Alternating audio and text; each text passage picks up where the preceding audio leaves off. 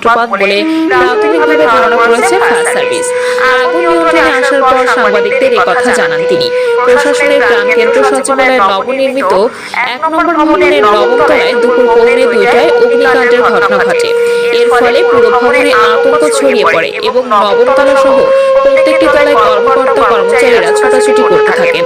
Fire সার্ভিসের উপপরিচালক মোহাম্মদ সালেউদ্দিন আহমেদ বলেন, প্রাথমিক ধারণা মতে শর্ট সার্কিট থেকে আগুনের সূত্রপাত। ২০ তলা ভবনের নবম দশম তলায় অ্যাডজাস্ট ফ্যানে বৈদ্যুতিক গোলযোগ থেকেই আগুন লাগার কথা জানান তিনি। আগুনের ঘটনার সার্বিক দিক খতিয়ে দেখা হবে জানিয়ে গণপূর্ত মন্ত্রণালয়ের সচিব নজরুল ইসলাম বলেন, ভবনটির বৈদ্যুতিক ব্যবস্থার কোনো ত্রুটি রয়েছে কিনা সেটি তদন্ত করে দেখা হবে। রোববার বেলা ২:৩০টার দিকে সচিবালয়ের নতুন ভবনে ১০ তলায় আগুন লাগার পরপরই ভবন জুড়ে বারবার বাজতে থাকে ফায়ার হুইসেল। ধোঁয়ার চারপাশে আচ্ছন্ন হয়ে পড়ে। ফায়ার হুইসেলের শব্দে আতঙ্ক বিরাজ করছে।